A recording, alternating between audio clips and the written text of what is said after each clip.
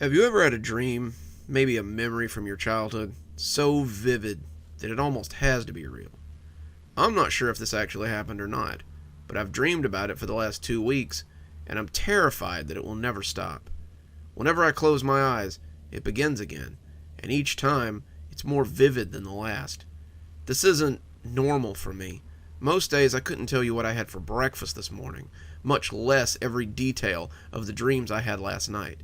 But I can tell you every single detail of this event as though it happened just a second ago.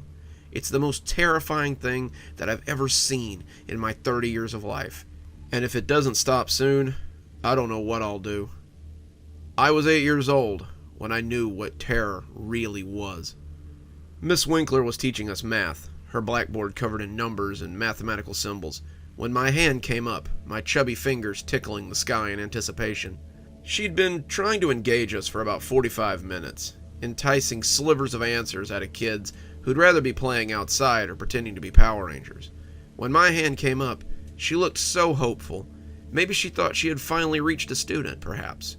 Maybe she thought she'd finally had a breakthrough, and a student would begin to return her answers to her. When she called on me, I can still see the hopeful smile that stretched her painted lips as she said my name with great expectation. Unfortunately, I was about to break her heart. "Can I go to the bathroom, Miss Winkler?" I asked in my high, innocent voice. Her face fell, and as an adult, I can understand that disappointment. "Yes, take the hall pass when you go." The hall pass was a ruler with the word "hall pass" written on it in magic marker. It was smudged from many dirty hands, and as I took it up and left the room, my adult mind wondered how many other hands had touched it over the years. As a kid, all I had wondered about was whether or not I could use it as a convincing lightsaber. I suppose kids do have different priorities, don't they? I swished and buzzed it all the way to the bathroom, and as I came up to the squat little building, I felt nothing besides a need to pee. The brick building was large enough to hold 2 bathrooms, a boys' and a girls', and 4 students comfortably inside each. I remember it being cold and damp in the winter, but I thought it would be mercifully cool on this blistering summer day. As I pushed the door open, I felt cold air ruffle my hair. Today, though, something didn't feel quite right about this place.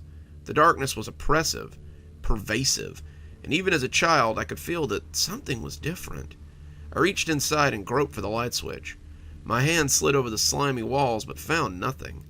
I knew there should be a light switch here, but as I scrambled my hand over the moist tiles, I became more and more aware of how badly I needed to pee. I finally decided to just go use the stall in the dark, the dingy windows letting in enough light that I wouldn't be in complete darkness.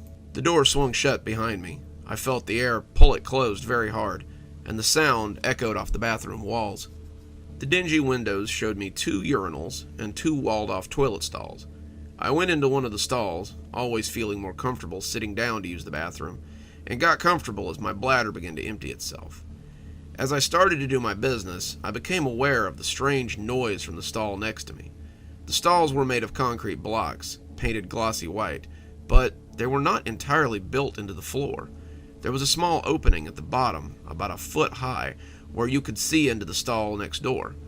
As I sat in the greasy semi-light, I heard the sound like mud dripping onto the floor.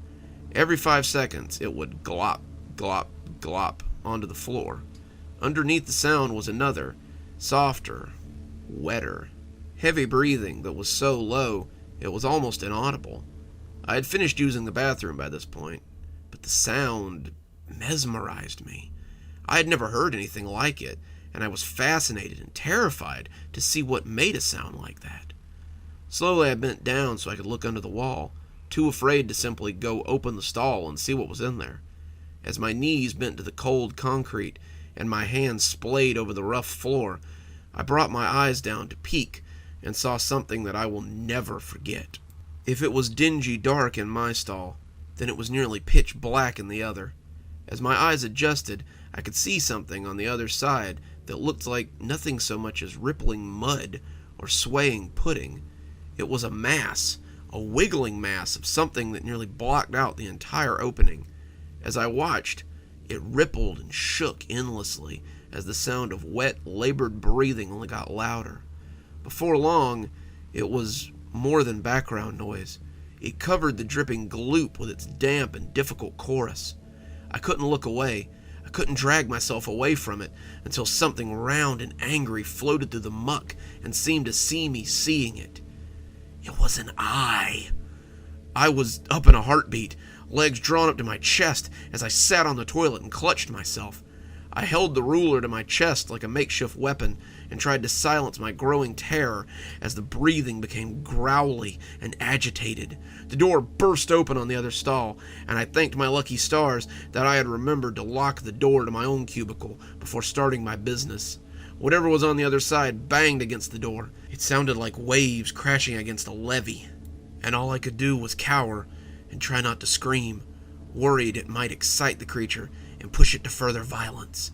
It slammed in again and again, and as it did, I almost thought I could feel flecks of whatever it was made of slapping off and splatting on the ceiling and floor.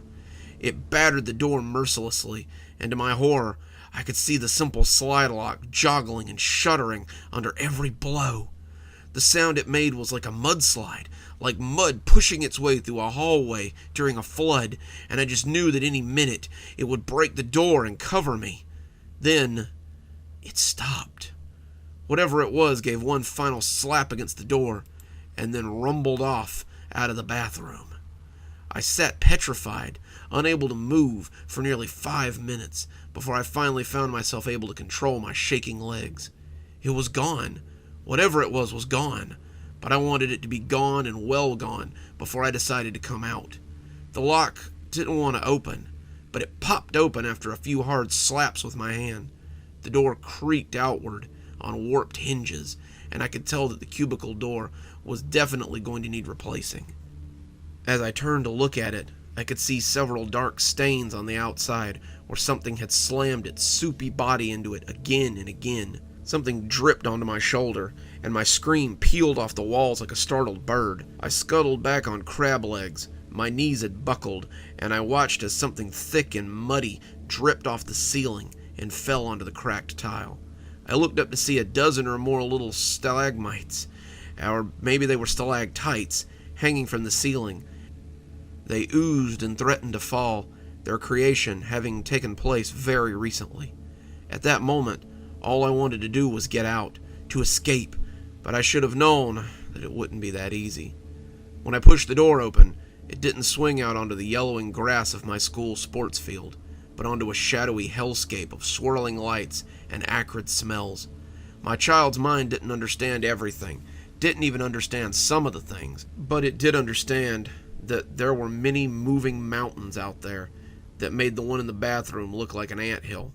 The smaller ones congregated around towering fires, the dusty brown earth scraped shiny by their passing, and around them seemed to grind mountains that towered up into the greasy sky. Their tops were illuminated by infrequent forks of lightning. I could see towering rock sentinels made of ever-flowing viscous earth. It was too much. I closed the door and crumpled into a corner between the dripping sink and the wall. I made myself as small as possible.